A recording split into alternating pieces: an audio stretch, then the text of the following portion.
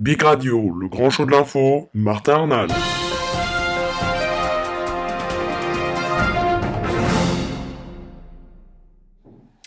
Bonjour à tous et bienvenue, merci d'être avec nous sur bigradio.fr, c'est parti pour le grand show de l'info, l'édition du vendredi 26 avril 2013 et aujourd'hui nous parlons du remaniement du gouvernement puisque plusieurs ministres se sont confiés, scandale Cahuzac, crise, plans sociaux et violence autour du projet de loi sur le mariage homosexuel. François Hollande a besoin de tourner la page.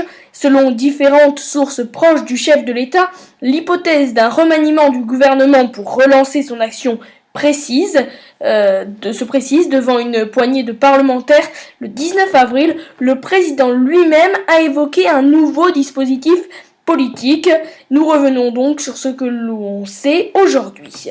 Premièrement, on peut savoir que Jean-Marc Ayrault n'est pas menacé. Selon le Parisien, le Premier ministre resterait en place. Si je remanie, je garde Jean-Marc, mais je resserre l'équipe, a lâché Hollande en petit comité, raconte le quotidien.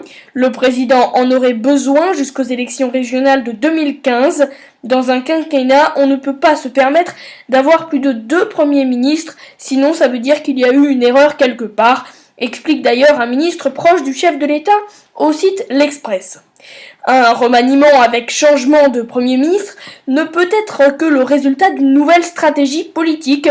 On n'y est pas, explique un Hollandais dans le Figaro. Il prend son rôle comme une mission, il fait face, souligne un autre ministre, interviewé encore une fois par le Parisien. Je crois profondément que Jean-Marc Ayrault a le caractère, la personnalité de ce temps de l'effort, abonde même Michel Sapin sur BFM TV. Je me donne totalement à ma mission, plus que jamais, parce que cette mission m'anime, dit en écho le principal intéressé dans une interview accordée au quotidien 20 minutes, et de mettre en valeur le sang-froid dont il est doté. Mais il s'agirait de mettre sur pied un gouvernement resserré, un carré de combat face à la crise, glisse un ministre aux Échos, de quoi améliorer le fonctionnement du pouvoir et atténuer les couacs, décrypte le quotidien économique. Dans le Figaro, un poids lourd du gouvernement plaide notamment pour une architecture gouvernementale plus simple, resserrée, soit une vingtaine de ministres, tandis qu'un autre acquiesce l'idée d'un gouvernement resserré au sens du pacte rugbystique autour des objectifs de redressement d'emploi et de croissance aurait du sens. Dans le viseur, les petits portefeuilles dont les titulaires restent encore inconnus du grand public, mais pas seulement, puisque la ministre de l'économie, Delphine Batho, est ainsi jugée décevante, tandis que Cécile Duflot, jugée très bonne, est susceptible de prendre du galon, écrit Le Parisien.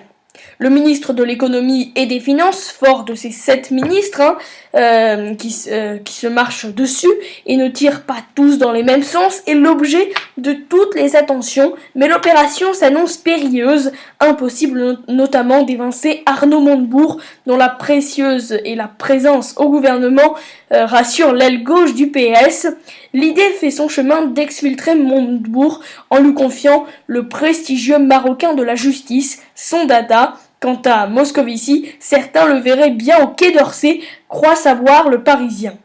Le timing est un peu complexe puisque dans le Parisien, un ministre du premier cercle explique qu'il ne fallait pas le faire au moment de l'affaire Cahuzac. Cela aurait donné l'impression que les partants étaient coupables comme lui, mais maintenant que le plus dur semble passé, plusieurs membres de la majorité, Claude Barthelone en tête, réclament une deuxième étape. Selon les Échos, 2 dates circulent avant l'été et plus fréquemment la rentrée de septembre, le temps de voir l'issue des élections allemandes sur laquelle François Hollande compte pour faire bouger l'Europe. L'objectif est donc de limiter la casse aux élections municipales de 2014. Et puis tout à l'heure on parlait de Jean-Marc Ayrault qui pourrait rester en Premier ministre. Il faut savoir que en fin de semaine dernière, c'est Jean-Luc Mélenchon qui avait déclaré à nos confrères du Point que oui, il était candidat à Matignon et il l'a encore une fois confirmé hier soir lors de l'émission des Paroles et des Actes sur France 2. Voilà ce que nous pouvions dire sur ce remaniement ministériel. En attendant, moi je vous retrouve demain pour une toute nouvelle émission du Grand Show de l'Info. Très bonne soirée, à demain.